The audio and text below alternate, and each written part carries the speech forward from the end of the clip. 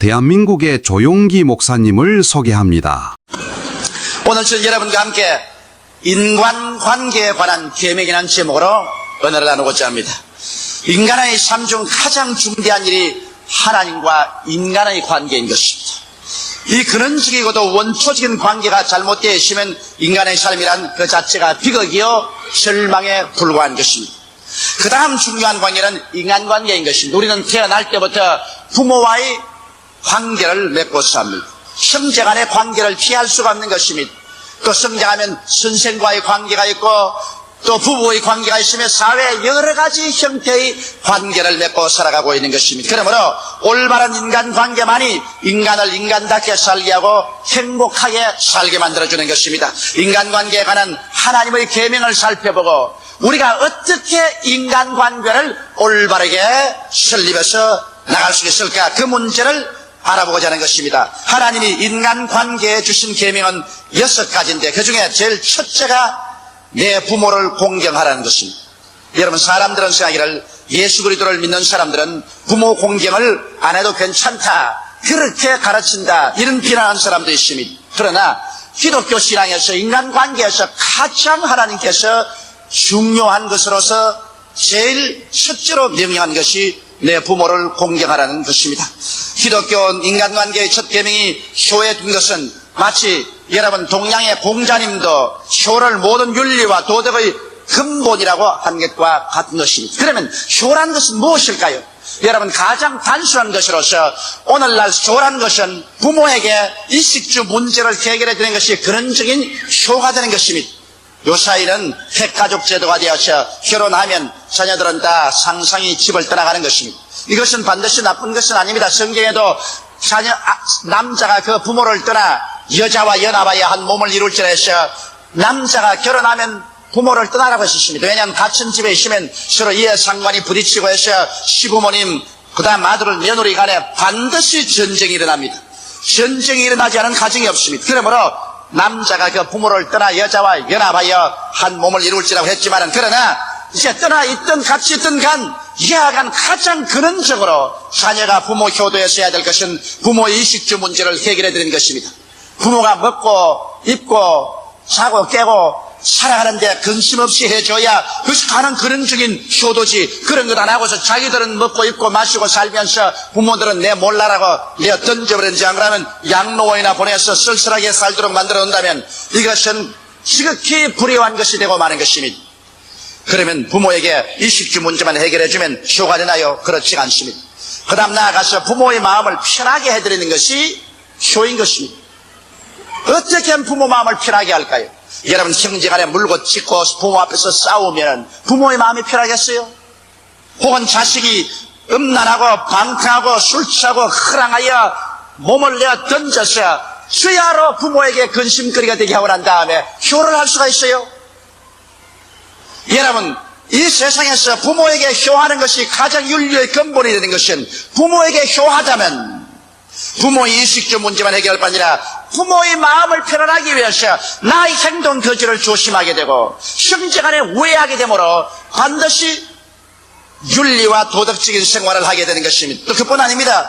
부모에게 효도하는 것은 부모의 이름을 욕되게 하지 말아야 됩니다. 이 세상에 나가서 사람들에게 지탄을 받고 손가락질을 받고 낭패로운 인생살을 살아서 저 누구의 자식이고 저 애비가 누구고 그 어미가 누구 아니었던가, 이렇게 함으로 말미암아 부모의 이름에 욕되게 하는 것은 절대로 효성스러운 삶이 아닌 것입니다.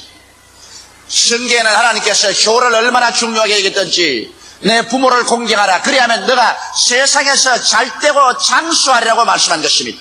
하나님의 10계명을 모두 다 지키지 않으면 모두 다 벌받겠다고 했는데, 오직 부모 효도에 대해서만은 벌받았던 말하지 않고 하나님께서 축복을 약속한 것입니다. 부모 효도 잘하면 너 세상에서 잘되고 너가 장수하게 된다고 말하셨습니다. 그러므로 우리는 구태여 꼭 세상에서 잘되고 장수하려고 부모에게 효도할 것이 아니라, 우리 인생으로서 하나님 앞에서 지음을 받은 사람이면 하나님의 계명을 지켜야 하나님의 사랑을 받고 하나님과의 교제가 깊어지고 하나님의 은총을 입을 수가 있는 것입니다.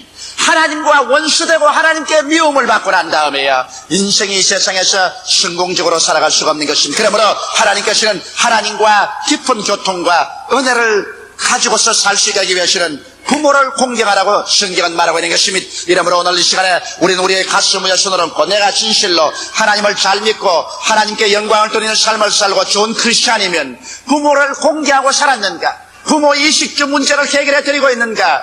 부모의 마음을 편안하게 해드리고 있는가? 혹시 나의 어느 심사 행동에서 부모의 이름을 욕되게 하고 살고 있지 않은가?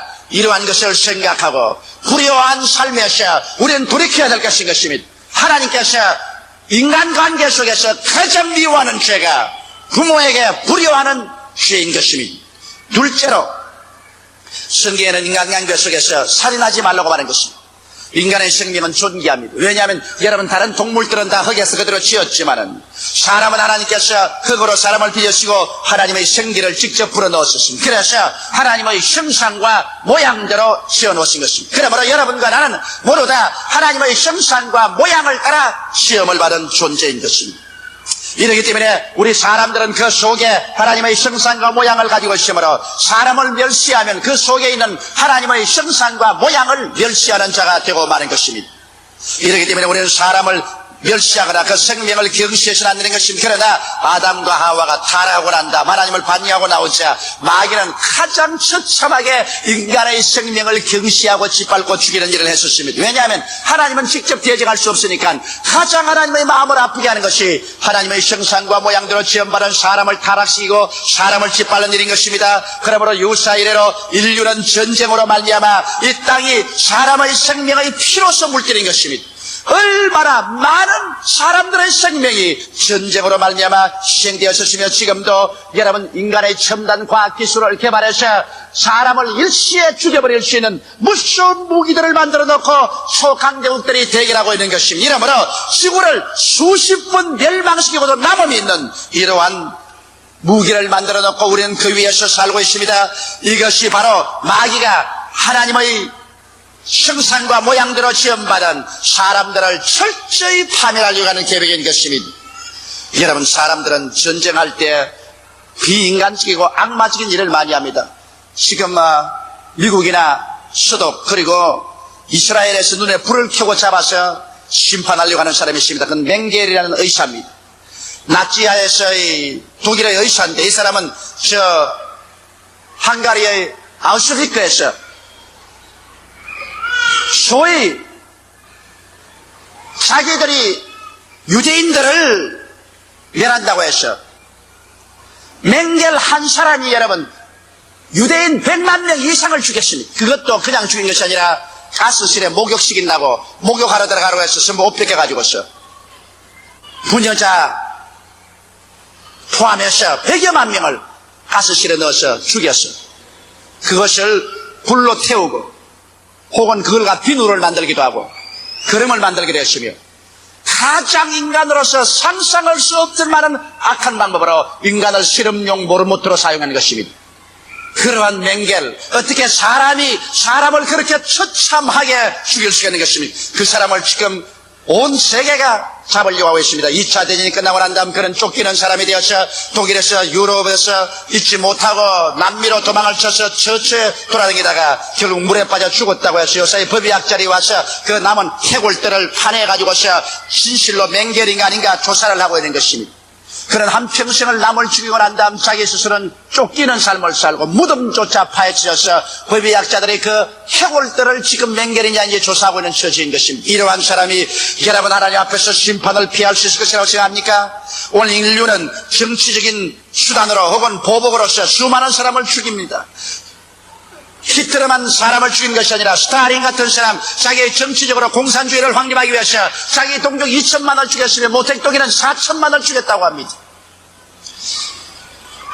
여러분 점점 사람들은 악하게 되었어. 요사이에 보면 강도들도 쫓기면 그대로 칼로 찔러버립니다.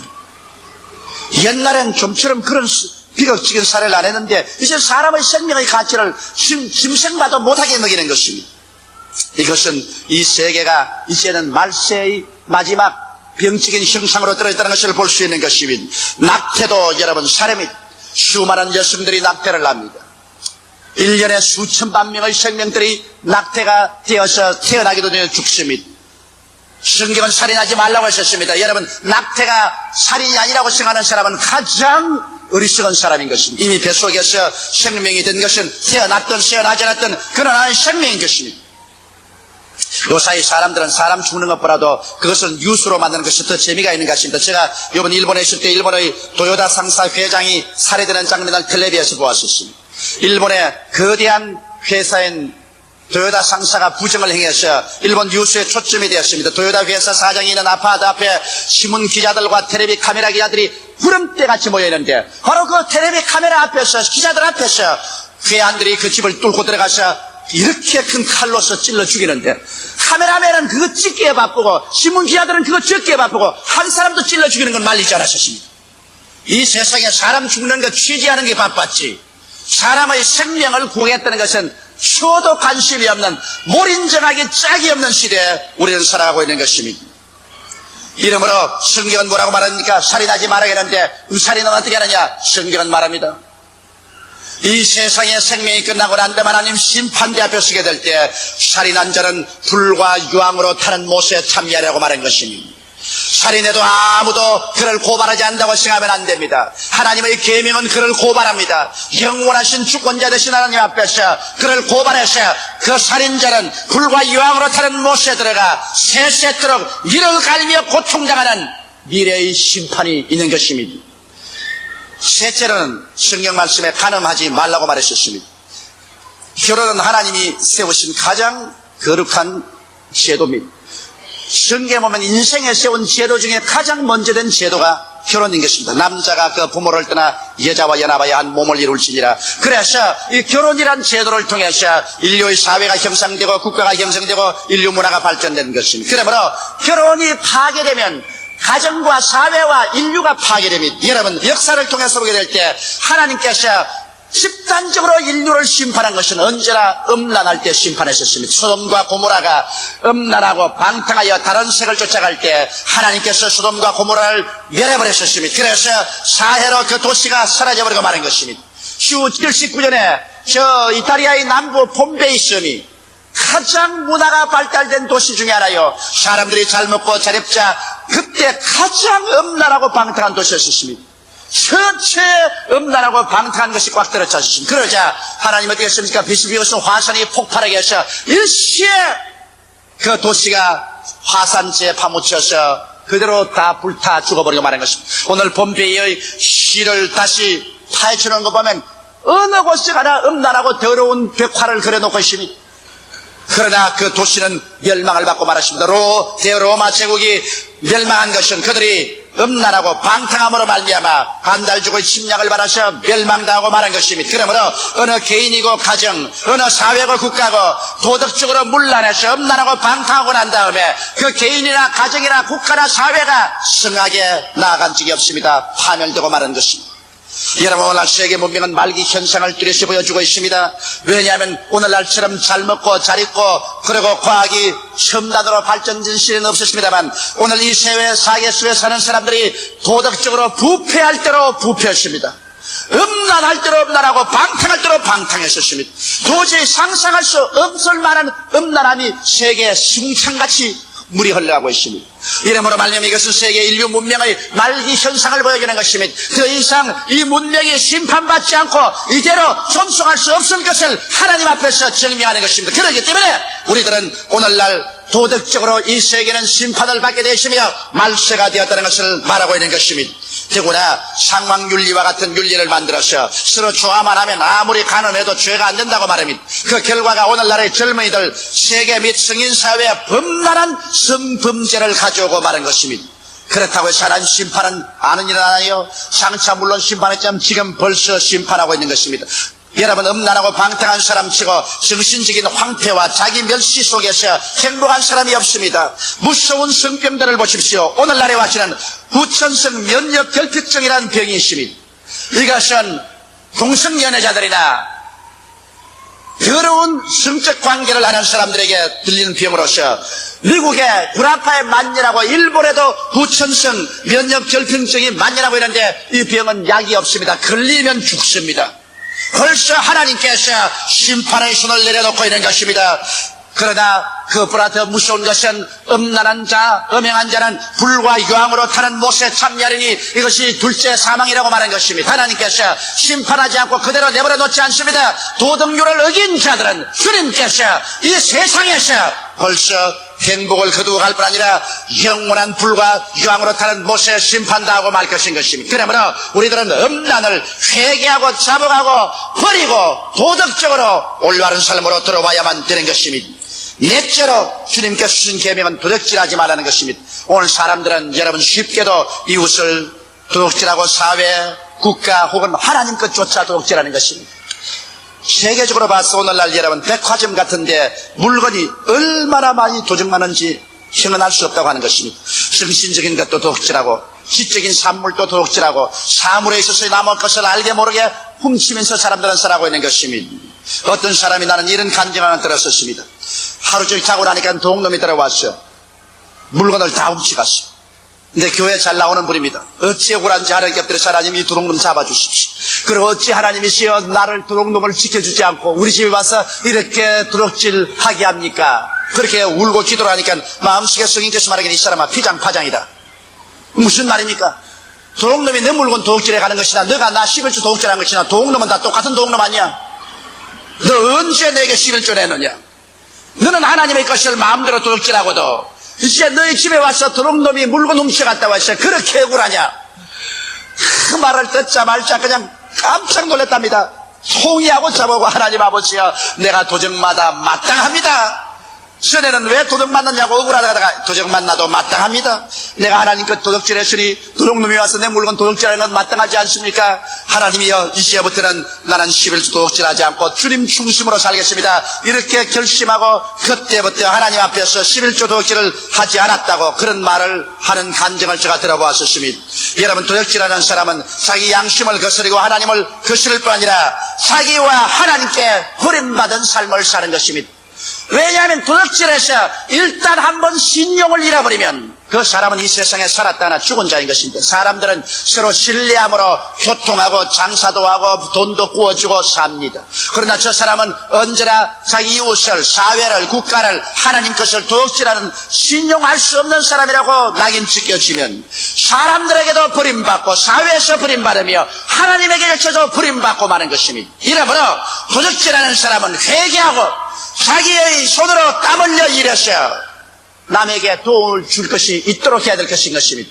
나는 이런 이야기 실화를 들어봤었습니다. 이거는 한국에서 실제로 있은 이야기인데 한 번은 도둑놈이 여자 기숙사에 들어가서 물건을 훔쳤어요. 근데 여자 기숙사에 올라가서 옛날에 이제 세라 제복의 옷을 가지고 있는 그 여학생의 치마 조거리를 훔쳐가지고서 집에 태고 와서 포켓을 열어보니까 요거만한 성경이 들어있어요. 포켓 성경이. 그래서 그 포켓 성경이 뭔지 하고 열어보니까 에베소서에 딱 열린데 보니까 도둑질 하지 말고 손으로 열심히 일해서 남에게 도와줄 것이 있게 하라. 그게 딱 나오거든. 응급기는 놀랬어. 그 책을 딱 덮어갈 이 무슨 책인지 어떻게 내가 도둑질하고 이렇게 잘 아느냐 말이야. 그때부터 그 마음이 찔리고 괴로워서 할 수 없어서 그 여학생의 세라 제복을 가지고 그 성경과 함께 그 기숙사를 찾아갔습니다. 그래 그 여학생 앞에서 무릎을 꿇어서 100배로 사죄하고 그리고 그 옷을 돌려주고 성경도 돌려주고 난 다음 그 여학생의 교화로 말미암아 이 사람이 변화가 되어서 새 사람이 되고 그 다음에 신학 들어가서 목사가 되고 그 다음 그 여학생하고 결혼을 했어요. 그래서 그 여학생이 사모님이 된 것이 있습니다. 아주 재밌는 일이지만은 하나님의 성령이 역사하면 도둑놈도 변화해서 목사가 될 수가 있는 것입니다.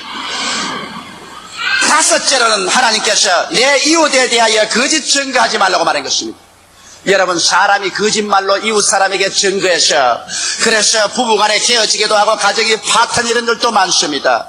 이웃을 거짓 증거함으로 말미암아 피 흘리는 비극적인 일들이 수없이 일어났은 것입니다. 나는 최근에 저나 우리 교회에 대해서 무섭게 거짓 증거하는 일이 일어나고 있는 것을 보고 있습니다. 우리 한국의 활빈 교회의 당회장인 모 목사가 황당한 거짓말을 하고 미국에 당긴 것입니다. 그가 미국에서 거짓말한 테이프가 내게 왔는데 그 테이프를 들어보고 내가 그냥 하늘이 노래서 기절 초풍을 할 뻔하게 했었습니다. 그 대포에 뭐라고 하냐면 미국의 우리 교포들 사회에서 다니면서 말하기를 제가 김대중 씨에게 날 좀 만나 주십시오 하고 전화를 걸었는데 김대중 씨가 저 전화를 받고 난 다음 여러모로 생각해보고 조 목사를 만나지 않겠다고 거부했답니다. 그런데 내가 김대중 씨하고 전화한 사건이 당국에 도청이 돼가지고서 조 목사가 당국에 끌려가서 안 죽을 만큼 곤욕을 받았다는 것입니다. 그래서 당국의 지시를 받아가지고서 내가 유럽에 가서 스웨덴에 가서 대중을 모아놓고 설교하면서 김대중 씨를 죽여라! 그렇게 설교했다는 것입니다. 참 하늘이 노랗고 땅이 까맣게 거짓말을 합니다. 이런 거짓말을 요사이 녹음을 해서 다 보존이 되는데 어떻게 그런 거짓말을 합니까? 그 거짓말을 들은 성도가 이 일이 웬 말이냐고 그 테이프 레코더를 카세트를 내게로 보내왔어요. 그래서 저는 그걸 당장 떼가지고서 김대중 씨에게 보냈었습니다. 사실 이런 일이 있었느냐고. 이건 나도 모르고 김대중 씨도 모르는 사실을 이런 거짓말을 합니다. 그리고 그 사람이 카나다에 건너가서 카나다의 한국 교포 신문사하고 인터뷰를 했는데 그 인터뷰에 이런 기사가 나왔었습니다. 그게 보니까 조용기는 박모 목사보다도 먼저 큰 외화도피를 하다가 당국에 잡혀서 정부에 수억 뇌물을 주고 풀려나왔다. 신문에 났어요. 지금 카나다 신문에. 여러분, 이 세상에 살면서 사람이 이웃에 대하여 거짓 증거를 이렇게 할 수 있습니까? 아마 그 사람은 그렇게 하면서 조용기는 물론 이렇게 하더라도 절대로 명예훼손죄로 고소하지 않은 사람이다. 과거에도 여러 가지 고소를 당했지만은 명예훼손죄로 고소 안 하니까 나도 마음대로 일이 있으니까 한번 열어서 말해보자. 그렇게 말할지 모르겠습니다. 물론 나는 명예훼손죄로 고소 안 합니다. 오른뺨을 치면 왼뺨을 돌려대고 속옷을 달라면 겉옷을 주고 오리를 가지면 십리를 가라고 성경에 말씀했기 때문에 성경에는 원수가 없는 것이 내게 있으니 내가 갚으라고 했기 때문에 저는 명예훼손죄라 고소는 하지 않습니다만 그러나 이 사람을 고소하는 자가 있습니다. 이것은 누구냐? 바로 성경에 하나님의 계명이 이 사람을 고발하는 것입니다. 그런 하나님 앞에서 이런 설교를 하고 난 다음에 하나님의 계명을 무시하고 하나님 앞에서 기도해서 하나님이 응답하겠습니까? 어떻게 이러한 사람이 목사로서 하나님 앞에 제사장으로 기도하고 성도들에게 설교할 수 있겠으며 하나님 앞에 서게 될 때 이 하나님의 말씀이 그를 심판할 때 그 심판 앞에 무슨 변명을 할 수가 있겠습니까? 거짓말도 어느 사촌쯤 되어야 거짓말이 되는 것인데 아예 거짓말의 사도노이 8촌도 안 되는 거짓말을 너무나 새빨간 거짓말이라 저도 이것을 듣고 난 다음에 하도 기가 막혀서 말이 안 나와요. 이런 사람이 활빈 교회가 아니라 천당 교회를 세웠다 할지라도 그 사람은 마귀의 자식입니다. 여러분, 이와 같은 거짓말 때문에 가족 간에 이웃 간에 거짓 증거해서 피를 흘리지 않습니까? 옛날에 우리 광주 사건이 났었을 때 나는 일본에 있었습니다. 일본에 있어서 그냥 일본 텔레비와 라디오가 막 스시각각으로 우리 한국의 사태를 늘 적나하게 그대로 보고를 하는데 막 가슴이 메이는 것 같았어. 그런데 그 텔레비에 보니까 텔레비에서 그 일본 카메라가 찍었는데 한 여자가 흰 저고리에 까만 치마를 입고 마이크를 떼고서 그런 찌뿌에 앉아가지고서 광주 시민들을 막 격동하는 것을 듣고 나는 정신이 안 뜨겠었습니다. 왜냐하면 그 여자가 하는 것이 일본 그 카메라면 그대로 한국말로 나왔어요. 이게 뭐냐면 여러분이여 광주시민이여 일어나라. 상도 군인들이 모여와가지고서 전라도 사람 신을 말리려고 한다. 전라도 사람이여 일어나라. 경상도 사람 신을 세상에 여러분 거짓 증거가 이 광주 시민들의 마음을 흥분하게 만들었습니다.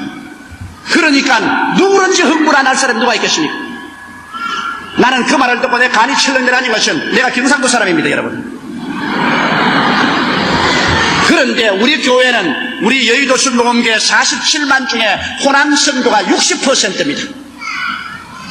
우리 교회에서 여러분 경상도 사람이나 호남 사람의 차별은 느껴본 적도 없고 생각해 본 적도 없습니다.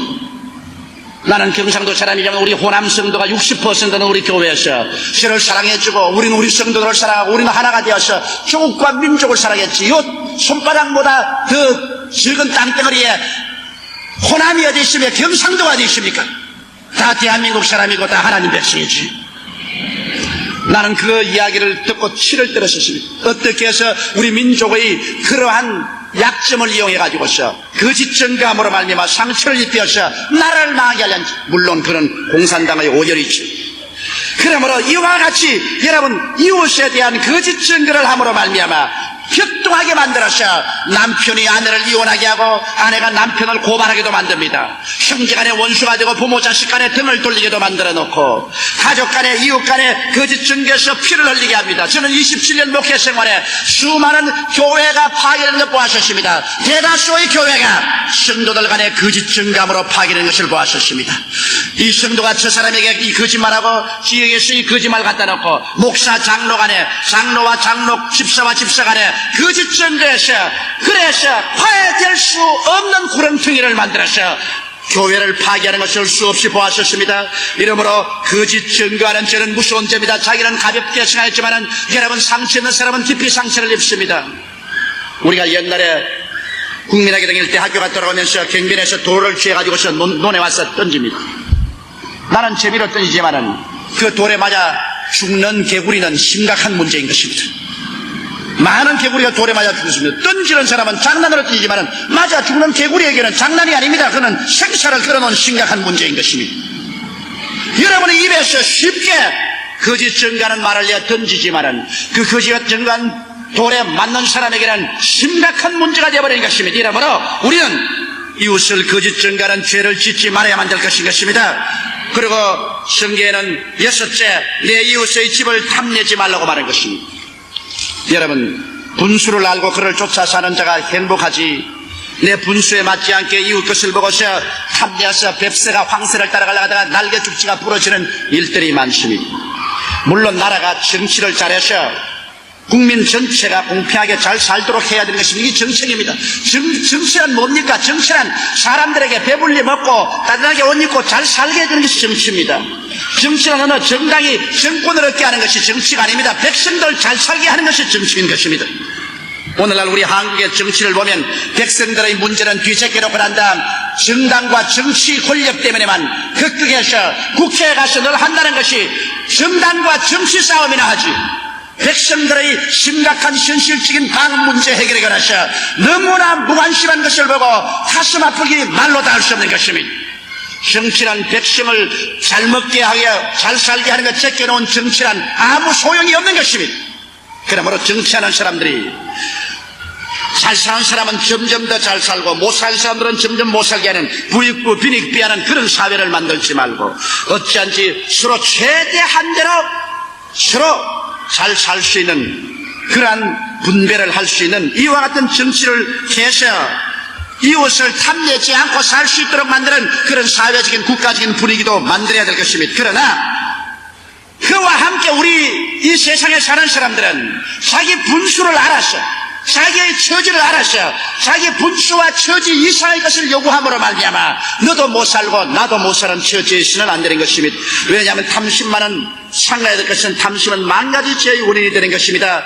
국가나 이웃 간의 분쟁은 모두 다 탐심에서 기인하는 것입니다. 정상적인 욕망은 좋은 것이지만 도를 넘은 탐심은 파탄에 이르고 마는 것입니다. 오늘 많은 가족들이 열심히 일하고 살려고 하는데 그 가족 중에 어떤 부인이나 남편이나 자녀가 탐욕 때문에 분수를 넘어서 가산을 탕진하다가 온 가족이 다 처참한 생활로 전락해버리고 마는 것을 종종 보고 있는 것입니다. 여러분 하나님의 계명을 거스리는 것은 자기 양심을 거스리고 하나님을 거스리는 것이 됩니다. 그 결과로 그런 사람은 자기의 양심을 적으로 돌리고 하나님과 원수가 되어 살게 됩니다. 그와 같은 삶은 금세나 내세 모두 다 버림받은 삶이 되는 것입니다. 성경에는 대제악인에게는 그 마음에 평강이 없느니라고 말하고 있는 것입니다. 하나님의 법을 짓밟고 하나님의 법을 무시해버리는 사람은 악인이요 그 악인에게는 부귀영화 공명이 다 있어도 결코 그 마음에 평강이 있을 수가 없는 것입니다. 우리들은 이와 같은 죄를 모두 다 예수님의 보혈로 씻고 새롭게 되어 하나님의 계명을 쫓아 살아야 될 것입니다. 이 세상에 계명 앞에 서볼 때 죄를 짓지 않은 의인은 한 사람도 없습니다. 모든 사람이 죄를 범하였으니 하나님의 영광에 이르지 못합니다. 여러분, 이 자리에 아직 예수를 믿지 않은 사람이나 믿다가 타락한 사람이 나는 의롭고 거룩한 사람이다, 나는 죄 없다고 할 사람이 있습니까? 하나님 계명 앞에 서서 죄인 아닌 사람이 누가 있는 것입니까? 그러므로 모두 다 심판을 받을 수밖에 없기 때문에 예수께서 이 세상에 오셔서 우리의 계명으로 어긴 죄악을 대신 짊어지고 하나님 앞에서 십자가에 올라가서 몸짓고 피 흘리고 그 영혼을 쏟아 처참하게 심판받은 것입니다. 바로 여러분을 위해서, 나를 위해서 예수님이 대신으로 심판받으신 것입니다. 이러므로 오늘날에 와서 계명을 어긴 남녀노유 빈부 귀천의 죄인들이다 예수를 통해서 그 보배로운 피로 죄사함을 받을 수가 있는 것입니다. 죄수심을 받습니다. 그러나 예수를 믿고 난 다음에는 우리가 계명을 지켜야 하나님과 깊은 교제가 이루어지고 하나님의 사랑을 받고 하나님의 은혜를 받고 하나님의 축복을 받을 수 있고 기도가 응답되는 것입니다. 그러나 예수 믿고 구원을 받았을 때 계명을 어기고 사는 사람은 계명으로 말미암아 끊임없이 심판을 받습니다. 끊임없이 꾸중을 받습니다. 하나님께 징계를 받고 채찍을 받게 되는 것이요, 하나님의 사랑을 받지 못하고 기도가 응답받지 못하고 그 마음의 행복을 잃어버리고 마는 것입니다. 이러므로 예수를 믿기 때문에, 구원받았기 때문에 우리는 계명을 지키고 살아야 됩니다. 계명이란 우리를 괴롭게 하기 위해서 준 것이 아니라 계명이란 우리를 참으로 행복하게 살 수 있게 하기 위해서 하나님께서 우리에게 주신 것입니다. 웅덩이가 있는데 그 선을 넘어가면 웅덩이에 빠지면 빠져 죽을 것입니다. 그런데도 불구하고 웅덩이 있다고 말하면 수많은 사람이 빠져 죽지 않겠습니까?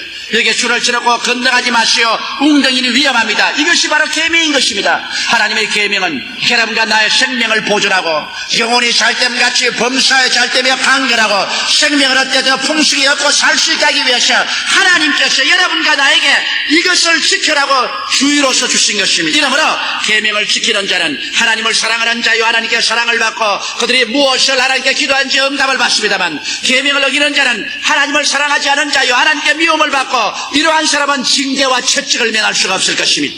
구원은 예수 그리스도의 십자가 보배로운 피의 공로로 받지만은 사랑과 축복은 계명을 지킴으로 말미암아서 하나님 앞에서 얻을 수가 있는 것입니다. 우리 다 같이 고개 숙여 기도드리겠습니다. 사랑이 많으시고 거룩하신 우리 아버지, 내 부모를 공경하라, 살인하지 말라, 간음하지 말라, 도둑질하지 말라, 네 이웃을 거짓 증거하지 마라, 내 이웃의 집을 탐하지 말라. 인간관계에 관한 계명을 우리 아버지여 지킬 수 있게 도와주시옵소서. 우리는 과거에 한결같이 계명들을 어기고 범죄하고 살았습니다. 그 결과로 얻은 것은 영과 마음과 몸과 생활에 상처밖에 없습니다. 하나님 아버지, 오늘 계명을 어기고 살한 죄를 회개하고 자복합니다. 주 앞에 회개하고 자복하오니 주님께서 보혈로 씻어 주시옵시고 우리 아버지여 저를 증하게 하여 주시옵소서. 우리 성도들을 증하게 하여 주시옵소서. 이제는 참으로 주님 앞에 계명을 지키는 성도들이 되게 도와주시옵소서. 예수님 이름 받들어 기도하옵나이다. 아멘. 할렐루야. 아멘. 목사님 감사합니다. 구독과 좋아요는 제작하는 데 힘이 됩니다. 감사합니다.